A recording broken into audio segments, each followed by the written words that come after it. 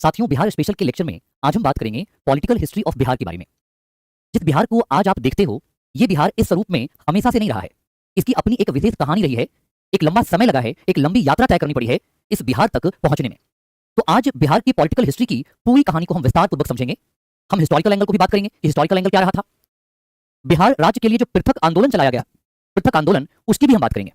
तो काफी डिटेल में हम चर्चा करने वाले हैं, एक ब्रॉड पर्सपेक्टिव को हम डिस्कस करने वाले हैं।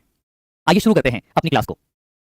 जहां भी आपको लगे कि हमें समझने में कुछ दिक्कत हो रही है, किसी टॉपिक को लेकर के आपको दिक्कत हो, तो आप उन टॉपिक को हमारे साथ पूछ लीजिएगा, ठीक है।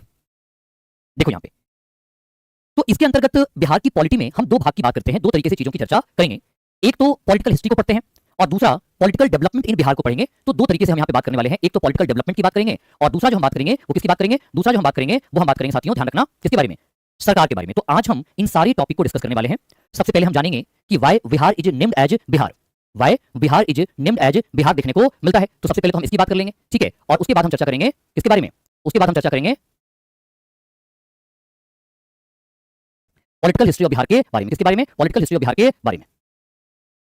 तो दूसरा, बिहार के लिए जो पृथक राज्य का आंदोलन चलाया गया, जो सेपरेट स्टेट फॉर मूवमेंट चलाया गया, उसकी भी हम बात करेंगे। देखो अभी ना, जैसे हमने कुछ क्लासेज आपकी बिहार ज्योग्राफी के बारे में की, उसके बाद हम बिहार ज्योग्राफी को आपको कंटिन्यू करेंगे और आज हम बिहार के एक डिफरेंट एंगल को समझेंगे ताकि बिहार के बारे में आपकी अंडरस्टैंडिंग बेहतर हो जाए। और फिर हम पूरे बिहार स्पेशल को तो पढ़ने वाले हैं ही। तो सबसे पहले हम क्या बात करने वाले हैं, नेमिंग ऑफ बिहार। बिहार का नाम जो बिहार पड़ा है, उसके पीछे की कहानी क्या है, उसके पीछे की स्टोरी क्या है। एंड सेकंड बात करेंगे movement for separate state of Bihar के बारे में, movement of separate state of Bihar के बारे में। एंड नेक्स्ट हम बात करेंगे कि बिहार का रीऑर्गेनाइजेशन जो हुआ, बिहार राज्य का जो पुनर्गठन हुआ है, उस पुनर्गठन के बारे में भी हम बात करेंगे। अरे देखो, कुछ लोग कह रहे हैं कि सर रिकॉर्डेड क्लास है क्या। अरे नहीं, रिकॉर्डेड क्लास नहीं है, ये लाइव क्लास है, कोई रिकॉर्डेड नहीं है। मैं जीता जागता शशि सावन कुमार आप लोगों के सामने उपस्थित हूं, हार्ड मास का ये व्यक्ति आपके सामने उपस्थित है। ये रिकॉर्डेड क्लास नहीं है, बिल्कुल लाइव क्लास है, लाइव फ्रॉम स्टूडियो है। ध्यान से सुनो, आप लोग ना सवाल बहुत पूछते हो और सवाल टॉपिक से नहीं पूछते हो, दिक्कत बस इतना ही है। बाकी आपकी तमाम सारी सवालें आती हैं, टॉपिक वाली कोई सवाल नहीं आती है। तो अब यहां पे देखो, मूवमेंट ऑफ बिहार की हम बात करते हैं, मूवमेंट ऑफ और सेपरेट स्टेट ऑफ बिहार और रीऑर्गेनाइजेशन ऑफ बिहार की बात करेंगे और साथ ही साथ पार्टीशन ऑफ बिहार की भी बात करेंगे। बिहार का बंटवारा, बिहार का बंटवारा कब हुआ था, बिहार का बंटवारा हुआ था 15 नवंबर 2000 को। तो अगर बिहार के पूरे इतिहास को हम समझें तो आज का जो बिहार है ये कभी बंगाल प्रांत का हिस्सा हुआ करता था, बंगाल प्रोविंस का पार्ट हुआ करता था। प्रॉपर एक मूवमेंट चलाया गया है ना, प्रॉपर एक मूवमेंट चलाया गया और मूवमेंट एक अलग राज्य बनाने के लिए हुई, एक अलग राज्य बनाने के लिए हुई।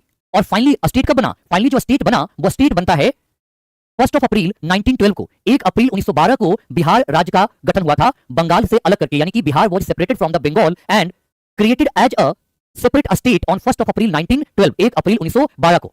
एंड देन आप देखोगे कि ऑन 1 अप्रैल 1936 बिहार से ओडिशा सेपरेट हो गया, ओडिशा जिसको उत्कल प्रदेश के नाम से जानते हैं। एंड देन आप गौर करोगे 15 नवंबर 2000 को, ठीक है, 15 नवंबर 2000 को हम बात करते हैं। तो अगेन बिहार को बाइफरकेट किया गया और बिहार से एक न्यू स्टेट क्रिएट हुआ, झारखंड। झारखंड का मतलब क्या होता है, झारखंड का मतलब होता है, झारखंड का मतलब होता है झार प्लस खंड, यानी झार प्लस खंड का मतलब क्या होता है, झार प्लस खंड का मतलब होता है वन प्रदेश। झार मतलब वन और खंड मतलब प्रदेश, तो झारखंड झार प्रदेश के नाम से जानते हैं। अब एक एक करके समझते हैं सारी बातों को। देखो 38 जिलों वाला बिहार है। बिहार में वर्तमान में 38 जिले हैं, 101 अनुमंडल है, 9 प्रमंडल है और जो 45,000 से ज्यादा बिहार में गांव देखने को मिलते हैं। कितना, 45,000 से ज्यादा बिहार में गांव देखने को मिलता है। तो गांव की संख्या बिहार में लगातार ज्यादा है। और गांव की परिभाषा क्या है, तो वर्तमान में जो बिहार का पंचायती राज एक्ट है 2006, उसके अनुसार अगर कहीं पे किसी क्षेत्र की जनसंख्या का 250 या उससे अधिक है वहां की जनसंख्या, तब उसे हम क्या कह देते हैं, गांव कह देते हैं। क्या कहते हैं, गांव कहते हैं। तो अब सबसे पहले जानते हैं कि बिहार का नाम बिहार क्या पड़ा। अनुमंडल एक एडमिनिस्ट्रेटिव डिवीजन है। जैसे सिंपल सी बात समझिए कि एक क्या होता है, एक कंट्री है, ठीक है, इंडिया कंट्री है। वैसे तो पॉलिटिकल लैंग्वेज में बात किया जाए तो इंडिया इज स्टेट, इंडिया क्या है, स्टेट है, ये ध्यान रखना। और इस कंट्री को क्या किया गया, फर्दर डिवाइड किया गया है स्टेट में। Country was further divided into state and state was further divided into division and division is called as the pramandal, division is called as the pramandal. और डिवीजन के बाद क्या होता है, डिवीजन के बाद होता है एक हमारा जिसको हम कहते हैं डिस्ट्रिक्ट। डिवीजन के बाद क्या होता है, डिस्ट्रिक्ट, और डिस्ट्रिक्ट के बाद होता है sub division, sub division, sub division के बाद होता है ब्लॉक, ब्लॉक के बाद पंचायत और पंचायत के बाद होता है विलेज। तो ये एडमिनिस्ट्रेटिव स्ट्रक्चर होता है। उसी प्रकार का एडमिनिस्ट्रेटिव स्ट्रक्चर देखने को आपको बिहार में मिल जाएगा। एक बिहार एक स्टेट है जहां पे टोटल 9 डिवीजन है बिहार में, 38 डिस्ट्रिक्ट है बिहार में, 101 सब डिवीजन है बिहार में, 534 के आसपास ब्लॉक है बिहार में, अराउंड 8000 के आसपास पंचायत है and more than 45,000 village Bihar में देखने को मिलता है। तो ये सारी चीजें आपको पूरा एडमिनिस्ट्रेटिव स्ट्रक्चर बिहार में देखने को मिलेगा, ठीक है। अब यहां पे देखो कि जब हम बात करते हैं कि बिहार का नाम बिहार क्यों पड़ा, तो सिंपली सी अगर बात किया जाए कि बिहार का नाम बिहार क्यों पड़ा है, तो कहा जाता है कि बिहार में जो बुद्धिस्ट बिहारा है उसकी प्रेजेंस के कारण इसका नाम बिहार कर दिया गया। परंतु अगर बिहार का हिस्ट्री की बात किया जाए, बिहार को थोड़ा सा पहले जाकर देखा जाए, तो आप देखोगे कि बिहार के बारे में जो फर्स्ट इंफॉर्मेशन मिलती है वो ऋग्वेद में मिलती है, क्योंकि ऋग्वेद पहला वेद है। क्या ऋग वैदिक काल में सभ्यता का विस्तार, सिविलाइजेशन का एक्सपेंशन बिहार के क्षेत्र में देखने को मिलता है? नहीं, बिहार के क्षेत्र में देखने को नहीं मिलता है। आप गौर करोगे कि जब आप हिस्ट्री को पढ़ते हो तो हिस्ट्री में जो पहला स्टेज होता है कौन सा? सबसे पहला स्टेज की हम बात करें, फर्स्ट स्टेज की बात करें, तो पहला स्टेज आपको क्या मिलता है? आप लोग स्टोन एज पढ़ते हो, स्टोन एज। और स्टोन एज की जब बात करेंगे तो क्या बिहार में स्टोन एज का एक्सपेंशन हुआ है? जी हां, बिहार में स्टोन एज का एक्सपेंशन देखने को मिलता है। अरे बालकों, मैंने क्या कहा कि जो आपकी बैच की पहली 3 क्लास होती है वो बाईटी पे जाती है। तो पहली 3 क्लास में मैंने 2 क्लास आपको ज्योग्राफी ऑलरेडी पढ़ाई है और आज हम बिहार की पॉलिटिकल हिस्टोरिकल एंगल की चर्चा करेंगे। ना तो पूरी पॉलिटी है ये और ना तो पूरी ये हिस्ट्री है। आपके बैचेज में सारी क्लास लीनियर में, सिस्टमेटिक में होंगे। बस पेशेंस के साथ सारी बातों को सुनो और सारी बातों को समझो। मैंने पहले भी कहा कि आप लोग पढ़ाई वाले सवाल कम पूछते हो और स्टडी रिलेटेड क्वेश्चन कम पूछते हो, बाकी सारे क्वेश्चन ज्यादा पूछते हो और इसी वजह से क्या होता है कि पूरी क्लास में आप कुछ सीख नहीं पाते हो और क्लास के बाद फिर से टीचर को बोलते हो कि सर आपने क्या पढ़ाया, कुछ समझ में नहीं आया। तो यहां पे हम बात कर रहे हैं कि जब स्टोन एज की बात करते हैं तो क्या स्टोन एज का बिहार में एक्सपेंशन हुआ है? जी हां, स्टोन एज का बिहार में एक्सपेंशन देखने को मिलता है। स्टोन एज का बिहार में एक्सपेंशन देखने को मिलता है। लेकिन जब हड़प्पा स्टेज आती है, हड़प्पन सिविलाइजेशन देखते हो तो इसका एक्सपेंशन बिहार में नहीं है। हड़प्पन एज का आप एक्सपेंशन बिहार में देखो तो नहीं है, एक्सपेंशन इन बिहार देखने को नहीं मिलता है। Expansion in Bihar, no expansion in Bihar. But क्या स्टोन एज का एक्सपेंशन है? जी हां, स्टोन एज का एक्सपेंशन है। जब हम हिस्ट्री ऑफ बिहार की चर्चा करेंगे तो बिहार में मेजोलिथिक काल के बारे में पढ़ेंगे और हम लोग न्यूलिथिक एज के बारे में बिहार में पढ़ेंगे कि बिहार में मेजोलिथिक एज भी देखने को मिलता है और बिहार में आपको न्यूलिथिक एज भी देखने को मिलता है। उसके बाद हम बात करते हैं हड़प्पन एज के बारे में। किसके बारे में? हड़प्पन एज के बारे में। तो क्या हड़प्पन एज का विस्तार बिहार में देखने को मिलता है? नहीं, हड़प्पा का विस्तार बिहार में देखने को नहीं मिलता है। ये north west part of India है, यानी कि इंडस वैली का जो इंडस रिवर और उसके जो ट्रिब्यूटरी का एरिया है वहीं पे केवल एक्सपेंशन देखने को मिलता है, ऐसे बिहार में देखने को नहीं मिलता है। अब इसके बाद हम बात करते हैं, नेक्स्ट बात करते हैं, तीसरा बात करते हैं। तो तीसरा आता है अर्ली वैदिक एरा। अर्ली वैदिक एरा, और अर्ली वैदिक एरा को हम लोग क्या कहते हैं? ऋग वैदिक एरा के नाम से भी जानते हैं। ऋग वैदिक एरा के नाम से जानते हैं। और आप ऋग वैदिक एरा की जब बात करोगे तो क्या इस वैदिक सिविलाइजेशन का एक्सपेंशन बिहार में है? नहीं, इसका भी एक्सपेंशन बिहार में नहीं है। लेकिन बिहार के बारे में जो पहली जानकारी मिलती है वो कहां पे मिलती है? We got first information about Bihar from the Rigveda. हमें ऋग्वेद से पहली जानकारी मिलती है और ऋग्वेद में बिहारियों को क्या कहा गया है? ऋग्वेद में बिहारियों को कहा गया है कि ये कीकट थे। कीकट का मतलब होता है, ध्यान रखना, कीकट का मतलब होता है कि इंफीरियर या लो कास्ट कहते हैं। कीकट का मतलब क्या होता है? इंफीरियर या लो कास्ट के नाम से जानते हैं, यानी कि निकृष्ट जाति। देखो, उस समय बिहार का अगर आप ज्योग्राफिकल कंडीशन देखोगे तो बिहार एक डेंस फॉरेस्ट एरिया था, क्योंकि मिड गैंगेटिक वैली है और मिड गैंगेटिक वैली में बहुत ज्यादा फॉरेस्ट यानी कि डेंस फॉरेस्ट देखने को मिलता है। तो उसमें बिहार में लोग ट्राइबल पॉपुलेशन था, यानी पूरा का पूरा अगर बिहार को देख लिया जाए तो ये ट्राइबल पॉपुलेशन देखने को मिलता है। कैसा था? ट्राइबल पॉपुलेशन पूरा बिहार देखने को मिलता है और इसीलिए ऋग्वेद में बिहार को कीकट या किस नाम से जाना गया है? कीकट या इंफीरियर और लो कास्ट के नाम से जाना जाता है। परंतु इस समय बिहार में सिविलाइजेशन का एक्सपेंशन देखने को नहीं मिलता है। जो ऋग्वैदिक सिविलाइजेशन है ये बिहार में नहीं आया था। तो बिहार में कब आया? बिहार में आप गौर करोगे कि बिहार में जो सिविलाइजेशन का एक्सपेंशन होगा वो कब होगा? बिहार में सिविलाइजेशन की एक्सपेंशन की हम बात करें तो आपको लेटर वैदिक एरा में देखने को मिलेगा। लेटर वैदिक एरा में देखने को मिलेगा। और हमें ये कहानी कहां से मिलती है? तो सतपथ ब्राह्मण से मिलती है। आप लोगों ने हिस्ट्री में ब्राह्मण के बारे में पढ़ा होगा, 4 वेद के बारे में पढ़ा होगा, ऋग्वेद, यजुर्वेद, सामवेद और अथर्ववेद। इसके अलावा आपने ब्राह्मण के बारे में पढ़ा होगा। ब्राह्मण टेक्स्ट क्या होता है? कमेंट ऑन वेदा मींस ब्राह्मण। Comment means comment on Veda. Comment का मतलब होता है टिप्पणी। कमेंट का मतलब क्या होता है? टिप्पणी। यानी कि वेद तो काफी ज्यादा ब्रॉड डिटेल्ड एक टेक्स्ट है, तो उसे समझने के लिए ब्राह्मण टेक्स्ट प्रिपेयर किया गया। और ब्राह्मण टेक्स्ट मतलब समरी ऑफ वेदा है, वेदों का सारांश है, वेदों का सारांश है। इंफीरियर का मतलब होता है निकृष्ट। इंफीरियर का क्या मतलब होता है? निकृष्ट होता है। निकृष्ट in the sense low caste. तो बिहार में उसमें ट्राइबल पीपल थे, तो ट्राइबल को लो कास्ट कहा गया, यानी कि वो लोग जो कि सिटी में नहीं रहते हैं, अर्बन सिविलाइजेशन नहीं है बल्कि शहर के बाहर रह रहे हैं, वो डेवलप नहीं है।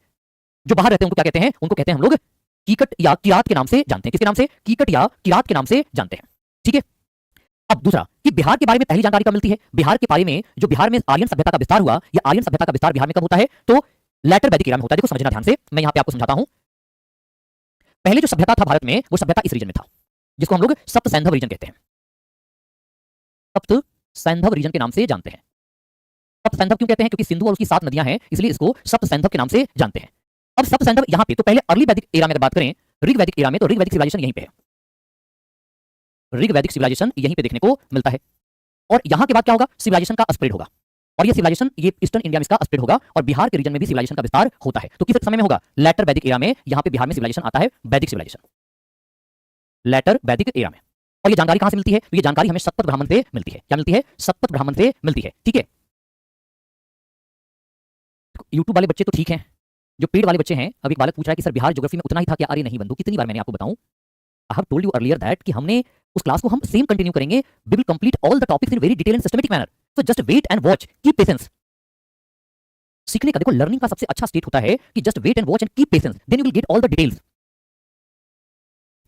तो मैं कहां बात कर रहा था? मैं ये बात कर रहा था कि फर्स्ट ऑफ ऑल हम डिस्कस करते हैं तो स्टोन एज में एज सच सिविलाइजेशन का एक्सपेंशन बिहार में हुआ था, बट हड़प्पन एज सिविलाइजेशन का एक्सपेंशन बिहार में देखने को नहीं मिलता है। ऋग वैदिक एरा में भी जो वैदिक सिविलाइजेशन है उसका भी बिहार में एक्सपेंशन देखने को नहीं मिलता है। और लेटर वैदिक एरा में आप देखोगे कि Vedic civilisation extension of Vedic civilisation in Bihar, extension of Vedic civilisation in Bihar, ये ध्यान रखना है। तो later Vedic era, extension of Vedic civilisation in Bihar, यानी बिहार में आप गौर करोगे कि जो वैदिक सिविलाइजेशन का एक्सपेंशन हो रहा है, ये कब हो रहा है? वैदिक सिविलाइजेशन लेटर वैदिक एरा में एक्सपेंड हो रहा है। ये जानकारी कहां मिलती है? तो बिहार के बारे में we get the information about the Bihar first time from the Satapatha Brahmana Yajurveda. Shatapatha Brahmana Yajurveda का एक ब्राह्मण है और वहां से हमें बिहार के बारे में पहली जानकारी मिलती है। अब आगे बात करते हैं कि सतपथ ब्राह्मण में, क्योंकि पहली बार जो फर्स्ट टाइम हमें बिहार के बारे में जानकारी मिली वो कहां पे मिली? वो सतपथ ब्राह्मण से जानकारी मिलती है। Geographical description of Bihar, geographical description of Bihar हमें कहां से मिल रहा है? तो हमें सतपथ ब्राह्मण से मिलता है। और सतपथ ब्राह्मण में जिसके ऑथर हैं याज्ञवल्क्य को जो father of philosophy in India के नाम से जानते हैं। किसके नाम से? Father of philosophy in India के नाम से जानते हैं। Father of philosophy in India किनको? याज्ञवल्क्य को जानते हैं। He was from the Bihar, Yajnavalkya was from the Bihar. Story, यहां पे एक स्टोरी मिलता है, गौतम राहुगन और पृष्ठ माधव की कहानी मिलती है। और स्टोरी ये है कि पहले गौतम राहुगन और जो पृष्ठ माधव हैं, they were used to stay at the bank of Saraswati river and they moved from the bank of Saraswati river.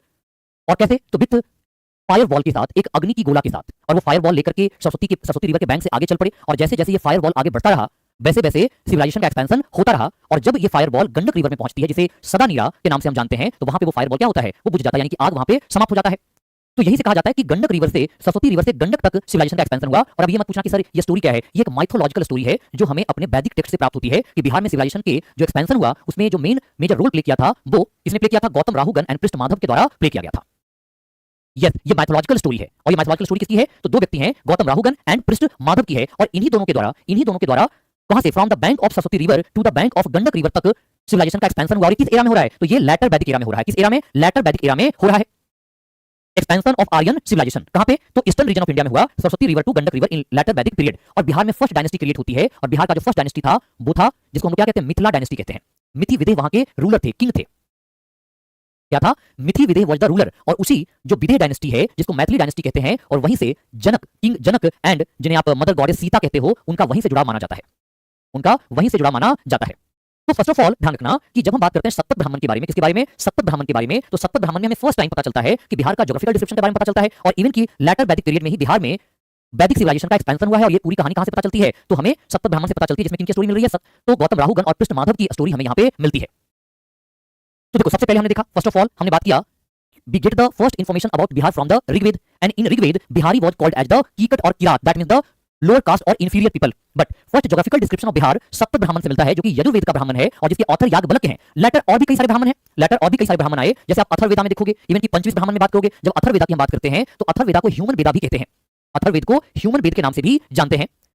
क्यों? क्योंकि अथर्ववेद में जो ह्यूमन रिलेटेड एस्पेक्ट को डिस्कस किया गया है, फॉर एग्जांपल जैसे about the marriage, medicals, even की जो मैजिक है, ब्लैक मैजिक, इन सब की जानकारी हमें कहां से मिलती है? We get the information from the Atharvaveda. इसलिए अथर्ववेदा को हम लोग क्या कहते हैं? ह्यूमन वेद के नाम से जानते हैं। और ये लेटेस्ट वेदा है, सबसे न्यू वेदा है वो कौन है? अथर्ववेद है। और लार्जेस्ट वेदा भी है, वो भी कौन है? वो अथर्ववेदा देखने को मिलता है। तो बिहार के बारे में जानकारी हमें अथर्ववेद में भी मिलती है, पंचविंश ब्राह्मण में भी मिलती है। और अथर्ववेद में बिहार के लोगों को क्या कहा गया है? ब्रात्य कहा गया है। यानी कि जो इनहैबिटेंट ऑफ बिहार हैं उन्हें किस नाम से जाना गया है? इनहैबिटेंट ऑफ बिहार को ब्रात्य के नाम से जाना गया। और इस पूरे रीजन को ब्रात्य प्रदेश कहते हैं, ब्रात्य रीजन के नाम से जानते हैं। अब एक बात पूछोगे कि सर ब्रात्य का मतलब क्या होता है? क्या ब्रात्य कोई डेवलप्ड स्टेट को डेडिकेट कर रहा है? नहीं, ब्रात्य का मतलब होता है एक बैकवर्ड स्टेट। ब्रात्य का मतलब क्या हुआ? ब्रात्य प्रदेश का मतलब हुआ बैकवर्ड प्रदेश, बैकवर्ड रीजन। तो वेदों में बिहारियों को बहुत अच्छा नहीं बताया गया है। जो वैदिक टेक्स्ट है वहां पे बिहारी के लिए अच्छे वर्ड यूज नहीं किए गए हैं, क्योंकि उसमें बिहार एक ट्राइबल पीपल थे, एक ट्राइबल सेटलमेंट देखने को मिलता है। इसलिए हमें इनिशियली कीकट कर दिया गया। फिर बाद में जब सिविलाइजेशन का एक्सपेंशन भी हुआ, वैदिक सिविलाइजेशन का, वो भी नॉर्थ बिहार में हुआ, जो आज नॉर्थ बिहार का पूरा जो मिथिलांचल का रीजन है। और उसी रीजन में पहला डायनेस्टी स्टैब्लिश हुआ था, जिसे मिथि विदेह डायनेस्टी के नाम से जानते हैं। किसके नाम से? मिथि विदेह डायनेस्टी के नाम से जानते हैं। आगे चलकर के महाजनपद एरा आया, और महाजनपद एरा में बिहार में भी 3 इंपॉर्टेंट महाजनपद थे। फर्स्ट मगध, फर्स्ट क्या था? मगध। एंड सेकंड जो था, देखो वैसे तो बिहार का बड़ा यूनिक मीनिंग है कि B for Bharat, I for India, H for Hindustan, R for Rewa. तो काफी ज्यादा बिहार का ए फॉर आर्यावर्त। तो वैसे तो बिहार का बड़ा यूनिक नेम है कि बिहार पूरे भारत को समेट के रखा है। अब देखो बिहार का नाम, तो B for Bharat, I for India, H for Hindustan, A for Aryavarta और आर फॉर रीवा, ये पांचों नाम जो है वो बिहार के हैं। तो आप देखोगे महाजनपद एरा में मगध आते हैं। महाजनपद एरा में क्या आते हैं? मगध आते हैं। तो बिहार में 3 इंपॉर्टेंट महाजनपद था। एक महाजनपद था मगध, एक था बज्जी जो कि एक रिपब्लिक कन्फेडरेशन था, और एक था अंग महाजनपद। तो there were 3 mahajanapada in Bihar during the mahajanapada period. और ये जो एरा है वो 600 टू 500 बीसी है। BC means before the era of Christ, ईसा पूर्व जिसको कहते हैं। बट ऑल ऑफ 3 महाजनपद, जो मगध था वो इंपॉर्टेंट महाजनपद था। इवन की मगध का ही इमर्जेंस होगा आगे चल करके, और मगध ही है जो इंडिया में फर्स्ट कंसोलिडेटेड एम्पायर देगा, जिसको आप लोग मौर्यन एम्पायर के नाम से जानते हो। तो बिहार की एस्पेक्ट महाजनपद एरा में बिहार को मगध के नाम से जाना गया, और इवन की मौर्यन पीरियड में भी बिहार को मगध ही कहा जा रहा था। बट आगे चलकर के from the Mauryan period to Gupta period Bihar को मगध प्रदेश कहा गया, मगध रीजन के नाम से जाना गया। एंड ड्यूरिंग द पाला पीरियड, जब पाला रूलर की बात करते हैं तो पाला रूलर के समय में बिहार को उदंतपुरी कह दिया गया। आज आप में से anyone from the Bihar Sharif area, Nalanda district? तो आप नालंदा डिस्ट्रिक्ट कभी जाओगे तो नालंदा डिस्ट्रिक्ट का जो हेडक्वार्टर है वो है बिहार शरीफ। बिहार शरीफ उसका नाम पड़ा, उसके पीछे एक स्टोरी है। और वहां पे एक जगह है उदंतपुरी, और वहां पे एक एंशिएंट यूनिवर्सिटी हुआ करता था, और उस एंशिएंट यूनिवर्सिटी का नाम था Odantapuri university, which was established by the Gopal, the ruler of Pala dynasty. तो उस दौरान बिहार को उदंतपुरी के नाम से जाना गया, और बिहार का नाम जो बिहार शरीफ पड़ा है ना, उस उदंतपुरी का वो नाम कब रखा गया? वो ड्यूरिंग द सल्तनत पीरियड में रखा गया, जब टर्किश इन्वेजन होता है, तुर्कों का आक्रमण होता है बिहार में, तब देखने को मिलता है कि वहां पे नाम बिहार शरीफ है। आज भी आप बिहार में जाओगे तो शरीफ का मतलब होता है होली प्लेस, पवित्र स्थान, क्योंकि वो जगह खानका था। और खानका क्या होता है, आप लोग हिस्ट्री में पढ़ोगे इसके बारे में। खानका एक ऑस्पिशियस प्लेस होता है जहां पे सूफी संत रहते हैं, तो सूफी संत के जो रेजिडेंशियल प्लेस होता है उसको खानका कहते हैं। और बिहार शरीफ में जो फिरदौसिया सेक्ट के संत थे, उनका काफी ज्यादा वहां पे मोबिलाइजेशन देखने को मिलता है, एंड दैट्स व्हाई वो बिहार शरीफ जो है आज का, वो बिहार शरीफ के नाम से जाना जाता है। And during the Pal period Bihar को किस नाम से जाना गया? उदंतपुरी के नाम से जाना गया। बट आगे चल करके देखोगे कि फर्स्ट टाइम 1198 में 1198 में टर्किश इन्वेजन होता है, तुर्कों का आक्रमण होता है, और first Turk who invaded Bihar was the Bakhtiyar bin Khilji. वो बख्तियार बिन खिलजी ही तो था जिसने क्या क्या नष्ट कर दिया। तो आप गौर करोगे, उदंतपुर यूनिवर्सिटी को डिस्ट्रॉय कर दिया, नालंदा यूनिवर्सिटी को डिस्ट्रॉय कर दिया, विक्रमशिला यूनिवर्सिटी को डिस्ट्रॉय कर दिया। ये तीनों के तीनों यूनिवर्सिटी को डिस्ट्रॉय करने वाला जो व्यक्ति था वो कौन था? वो उसका नाम क्या था? बख्तियार बिन खिलजी। तो 1198 में बख्तियार बिन खिलजी ने क्या किया? बिहार को इन्वेड किया। और उस समय बिहार में बहुत सारे मॉन्क्स रहते थे, जैन मॉन्क्स रहते थे, बुद्धिस्ट मॉन्क्स रहते थे, और इनका वो जीनोसाइड किया। तो ये सारे जो मॉन्क थे यहाँ से डिस्प्लेस्ड हो गए। All monks were displaced from the Bihar due to the genocide done by the Bakhtiyar bin Khilji. तो बख्तियार बिन खिलजी ने सब कुछ नष्ट कर दिया। और ये जो हमें जानकारी मिलती है कि बिहार में टर्किश इन्वेजन हुआ है, इसकी इंफॉर्मेशन कहां से मिलती है? इसकी इंफॉर्मेशन मिलती है तबकात नासरी, एक बुक है तबकात नासरी, जिसे 1204 में 1204 में है ना, 1204 एडी में मिनहाज उस सिराज के द्वारा लिखा गया था। और इसी पुस्तक में हमें दो चीजें मिलती हैं, पहला Turkish history in Bihar, and second Turkish invasion into the Bihar. तो ये कहां से मिलता है? जीनोसाइड का मतलब होता है टू किल, मतलब पूरे पॉपुलेशन को बैनिस्ड अवे कर दिया, वाइप्ड आउट कर दिया, मतलब मास किलिंग को हम लोग जीनोसाइड कहते हैं। मास लेवल पर लोगों की हत्या कर दी गई। और वो करने वाला कौन था? वो बख्तियार बिन खिलजी था। और इसकी जानकारी कहां से मिलती है? तो तबकात नासरी, तबकात नासरी एक बुक है जिसको रिटन बाय द मिनहाज उस सिराज इन 1204 एडी, 1204 में लिखा गया था। और यही तुर्कों के द्वारा बिहार का नाम क्या कर दिया जाएगा? अर्ज ए बिहार कर दिया जाएगा। तो ये सवाल पूछा जाता है कि why Bihar was named as अर्ज ए बिहार। तो बिहार को अर्ज ए बिहार इसलिए कहा गया क्योंकि बिहार में बहुत सारे बिहाराज थे। और ये बिहारा क्या होता है? जो आप बिहारा की बात करते हो, ये जो बिहारा होता है, आप समझिए इस बिहारा को, ये रेसिडेंशियल प्लेस फॉर मॉन्क है, रेसिडेंशियल प्लेस फॉर मॉन्क है। तो मॉन्क के लिए रेसिडेंशियल प्लेस के तौर पर देखने को मिलता है, और इसीलिए बिहार को अर्ज ए बिहार नाम दे दिया गया। और इन तुर्कों ने बिहार शरीफ को वहां पे क्रिएट किया, और वो एडमिनिस्ट्रेटिव सेंटर के तौर पर देखने को मिलता है। अब ये पूरी बात मैं आपको एक टेबल पे बताता हूं ताकि आप अच्छे से समझ पाओ कि सर कैसे क्या हो रहा था बिहार की स्टोरी। और अभी हम क्या पढ़ रहे हैं? अभी हम ये जान रहे हैं कि बिहार का नाम बिहार क्यों पड़ा है, why Bihar was named as the Bihar. तो सबसे पहले हम बात करते हैं कि ऋग्वेदा की जब बात करते हैं, when we talk about the Rigveda, तो हमें फर्स्ट इंफॉर्मेशन अबाउट बिहार यहीं से मिलता है। First information about Bihar, information about Bihar कहां से मिलता है? तो we get from the Rigveda. और यहाँ पे बिहारी को क्या कहा गया है? यहाँ पे बिहारी को, क्योंकि उसमें बिहारी ऐसा है नहीं, यहाँ के रेसिडेंट को, जो यहाँ के निवासी हैं, उनको कीकट कहा गया है। कीकट और किरात, कीकट और किरात के नाम से जानते हैं। इसके बाद हम बात करें ऋग्वेद के बाद कौन सा आता है? ऋग्वेद के बाद आता है यजुर्वेद। और यजुर्वेद का एक ब्राह्मण है, उसका नाम है सतपथ ब्राह्मण। सतपथ ब्राह्मण। और किसने लिखा है सतपथ ब्राह्मण को? तो Shatapatha Brahmana was written by the Yajnavalkya. और याज्ञवल्क्य कौन है? याज्ञवल्क्य की अगर हम बात करें तो वो उन्हें फिलॉसफी और father of philosophy in India के नाम से जानते हैं, father of philosophy in India के नाम से जानते हैं। और यहाँ सतपथ ब्राह्मण में हमें ज्योग्राफिकल डिस्क्रिप्शन ऑफ बिहार के बारे में जानकारी मिलती है। ज्योग्राफिकल डिस्क्रिप्शन ऑफ बिहार, यानी बिहार के भौगोलिक विवरण यहाँ पे मिलता है। और यहीं पे हम पता करते हैं, यहीं पे हमें पता चलता है कि how Vedic civilisation was spread, was expanded in the region of Bihar. और बिहार में जो फर्स्ट डायनेस्टी क्रिएट होती है वो कौन सी डायनेस्टी आती है? विदेह डायनेस्टी के नाम से जानते हैं। And mother goddess Sita belong to the Mithi Videha dynasty, और उसी डायनेस्टी के रूलर थे जनक। इसके बाद आता है तीसरा अथर्ववेद। तीसरा आता है अथर्ववेद। अथर्ववेद, और अथर्ववेद में बिहार को ब्रात्य प्रदेश कहा गया है, ब्रात्य रीजन कहा गया है। और ब्रात्य रीजन का मतलब क्या होता है? Backward region. इसका मतलब होता है बैकवर्ड रीजन, यानी कि बिहार बैकवर्ड रीजन के तौर पर वेदों में, वैदिक टेक्स्ट में रिकॉग्नाइज किया गया है। बट आप बात करोगे कि इसके बाद जब हम बात करते हैं महाजनपद पीरियड, तो महाजनपद पीरियड के दौरान बिहार का क्या नाम रखा? महाजनपदा पीरियड के दौरान आप देखोगे कि बिहार को मगध के नाम से जाना गया। देखो मगध क्यों? क्योंकि इसमें मगध ही सबसे मोस्ट इंपॉर्टेंट महाजनपद है, पावरफुल महाजनपद है, और यहीं से पहली एक कंसोलिडेटेड एम्पायर भी क्रिएट होता है ना, यहीं पे एक कंसोलिडेटेड एम्पायर क्रिएट होता है। ठीक है, नहीं देखो ऐसा बिल्कुल भी नहीं है कि आप जीएस पेपर 1 और जीएस पेपर 2 इंग्लिश लैंग्वेज में लिख सकते हो और ऐसे आप हिंदी लैंग्वेज में लिख सकते हो, बिल्कुल भी नहीं, आप ऐसा नहीं कर सकते। आपको कोई एक लैंग्वेज भी चूज करना पड़ेगा, इधर you want to write, you can write in English और हिंदी, व्हाटएवर यू वांट। तो महाजनपद एरा में बिहार को क्या कहा गया? महाजनपद एरा में बिहार को मगध के नाम से जाना गया। इवन की जब मौर्यन पीरियड की बात करते हैं, from the Mauryan period to Gupta period, Mauryan period to Gupta period, और इस दौरान बिहार को मगध प्रदेश कहा गया, मगध प्रदेश के नाम से जाना गया। एंड देन फाइनली जब हम पाला पीरियड की बात करते हैं, during the Pala era, Gopal, Dharmapala, क्योंकि पाल रूलर्स का जो एम्पायर है वो बिहार में भी एक्सपेंडेड था, इसलिए तो आप लोग आर्ट एंड कल्चर में पाल आर्ट के बारे में पढ़ते हो, क्योंकि बिहार में एक्सपेंशन देखने को मिलता है। तो पाल एरा में अगर बात करें तो बिहार को किस नाम से जाना गया? पाल एरा में बिहार को उदंतपुरी के नाम से जाना गया। एंड देन फाइनली जब तुर्क आते हैं बिहार में, तुर्क एरा की बात करें, तब बिहार का नाम क्या रखा? बिहार का नाम रखा अर्ज ए बिहार। अर्ज ए बिहार नाम रखा। और अर्ज बिहार इसलिए रखा क्योंकि यहाँ पे बहुत सारे बुद्धिस्ट बिहारा और जैन बिहारा थे, तो इन्हीं बिहारा की वजह से इसका नाम अर्ज बिहार रखा, क्योंकि Bihara means residential place of the monk, यानी जहाँ पे भिक्षु निवास करते हैं उस स्थान को बिहारा के नाम से जानते हैं। और बिहार में कुछ फेमस बिहारा जो आज भी एग्जिस्टेंस में देखने को मिलता है। फॉर एग्जाम्पल आप लोग बराबर एंड नागार्जुनी हिल के बारे में नाम सुना होगा, जहाँ पे सप्तघरवा केव है। तो सप्तघरवा केव का जो एरिया है वो क्या है, बेसिकली बिहारा ही तो है, जो वहाँ पे बहुत सारे मैनमेड केव्स का एग्जाम्पल आपको देखने को मिल जाता है, और वो मैनमेड केव्स बिहारा केव्स हैं जहाँ पे वो रहते हैं। तो यहाँ पे आप ध्यान रखना, ऋग्वेद, यजुर्वेद, अथर्ववेद, महाजनपद है ना, मौर्यन पीरियड, पाल पीरियड और तुर्क एरा की हम बात करते हैं। अब देखो यहाँ पे अगर बात करें, ध्यान रखना, यहाँ पे अगर बात करें कि आगे चल करके ये बिहार का नाम फेमस रहा, परंतु जब तुगलक एरा की बात करते हैं, इवन की during the time of Muhammad bin Tughlaq, और तुगलक काल में, तुगलक पीरियड में बिहार का नाम क्या कर दिया गया, यानी अर्ज ए बिहार को रिनेम कर दिया गया बिहार के रूप में। अर्ज ए Bihar was renamed as Bihar. तो यहाँ पे बात ध्यान रखना कि जो आज का नाम बिहार है, ये किस काल में नाम पड़ा है, ये तुगलक पीरियड में नाम पड़ा है। In Tughlaq period Bihar was named, तो तुगलक काल में हमें बिहार का नाम बिहार देखने को मिलता। तो ये एक बेसिक इंफॉर्मेशन है कि how Bihar was named as Bihar, ये आपको यहाँ पे ध्यान रखना है। अब आगे बात करते हैं, अब आगे समझते हैं कि सल्तनत पीरियड में क्या हुआ। सल्तनत पीरियड में बिहार को एक पार्ट बना दिया गया, यानी बिहार जो था वो सल्तनत पीरियड का हिस्सा था। देखो बंगाल एक प्रॉस्परस रीजन है, बंगाल एक समृद्ध क्षेत्र है, तो जो भी दिल्ली में अपना रूल स्टैब्लिश करता था, वो हर रूलर ये चाहता था कि वो बंगाल में अपना रूल स्टैब्लिश कर ले। कहां पे, बंगाल में अपना रूल स्टैब्लिश कर ले। और अगर बंगाल तक पहुंचना है, अगर बंगाल तक पहुंचना है तो कैसे पहुंचेगा, तो बंगाल तक पहुंचने का जो रास्ता है वो बिहार से तो होकर जाएगा। यानी आप सोचो कि यहाँ दिल्ली है और ये बंगाल ठहरा, ये बंगाल है और ये दिल्ली है, और यहां से इसको यहां पहुंचना है, तो कैसे पहुंचेगा, क्या तरीका रहेगा इनका पहुंचने का, तो बीच में तो बिहार पड़ता है, तो बिहार के रास्ते ही तो ये लोग पहुंचेंगे। यानी दिल्ली के रूलर्स ने बंगाल पर अपना कंट्रोल और डोमिनेंस बनाए रखने के लिए उसने बिहार पर भी अपना डोमिनेंस बनाए रखा। तो बिहार हमेशा एक तरह से कहा जाए कि कॉन्फ्लिक्ट रीजन के डिस्प्यूटेड रीजन हो गया, रीजन ऑफ कॉन्फ्लिक्ट क्रिएट हो गया बिटवीन बंगाल एंड दिल्ली। कभी बंगाल के रूलर इसको अपनी ओर खींच लेते थे, कभी दिल्ली वाले रूलर अपनी ओर इसको खींच लेते थे, दोनों आपस में खींचते रहते थे। अब यहां पे आप देखोगे कि Bihar was made a province of the Delhi सल्तनत। बिहार जो है उसको दिल्ली सल्तनत का एक प्रोविंस बना दिया गया था, दिल्ली सल्तनत में प्रदेश बना दिया गया, और उसका नाम क्या कर दिया गया, सूबा ए बिहार। तो सूबा का मतलब क्या होता है, सूबा प्रांतों को सूबा कहा जाता है। सल्तनत एरा में प्रांत को, प्रोविंस को सूबा के नाम से जाना जाता था, और वहां का जो हेड होता था वो सूबेदार होता था। वहां का हेड क्या होता था, वहां का हेड सूबेदार होता था। 1324 में गियासुद्दीन तुगलक ने बंगाल एक्सपेडिशन किया, और जब वो बंगाल एक्सपेडिशन से रिटर्न हो रहा था तो बिहार में एक डायनेस्टी हुआ करती थी, कर्नाट डायनेस्टी, जिसे मिथिला डायनेस्टी के नाम से जानते हैं, और कर्नाट डायनेस्टी के एरा को golden period of Mithila region भी कहते हैं, golden period of Mithila region के नाम से भी जानते हैं।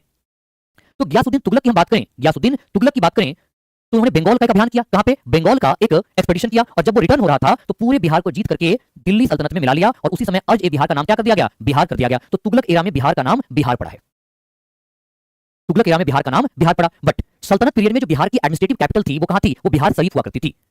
1540 में, 1540 में शेरशाह दिल्ली का एम्पायर बनेगा, और 1541 में वो मॉडर्न पटना को क्रिएट करता है, और मॉडर्न पटना को क्रिएट करने के बाद कैपिटल को ट्रांसफर कर देगा फ्रॉम द, कहां से, from the Bihar Sharif to Patna. तो who was founded the city of modern Patna, यानी कि आधुनिक पटना की स्थापना किसके द्वारा किया गया है, आधुनिक पटना की जो स्थापना है, जो मॉडर्न पटना की स्थापना है वो किया गया है शेरशाह के द्वारा। Sher Shah created the modern city Patna, और इसकी जानकारी हमें तारीख दाऊदी पुस्तक में मिलती है, और तारीख दाऊदी के जो ऑथर है वो अब्दुल्ला है। तो ये जो अब्दुल्ला ने पुस्तक लिखी तारीख दाऊदी, वहीं पे बताया जाता है कि पटना क्रिएट किया गया, क्योंकि earlier the administrative capital of Bihar was at Bihar Sharif, but Sher Shah created city of modern Patna and transferred the capital from Bihar Sharif to the Patna. Mughal period में 1580 में अकबर के द्वारा बिहार को एक 15th province of Mughal empire के तौर पर बना लिया गया। उस समय बिहार में एक डायनेस्टी हुआ करती थी, ये सारी चीजें आपको मिलेंगी। एक डायनेस्टी हुआ करती थी, उसको कहते हैं करानी डायनेस्टी, ताज खान करानी, सुलेमान खान करानी, ये बड़े अजीब अजीब नाम है, करानी डायनेस्टी। तो जब अकबर दिल्ली में रूल कर रहा था तो उसमें बिहार में करानी डायनेस्टी रूल कर रहा था, और करानी डायनेस्टी को ही इन किया। Akbar ended the rule of Karrani dynasty in Bihar, and Bihar was made at the province 15th province of the Mughal empire, Mughal empire.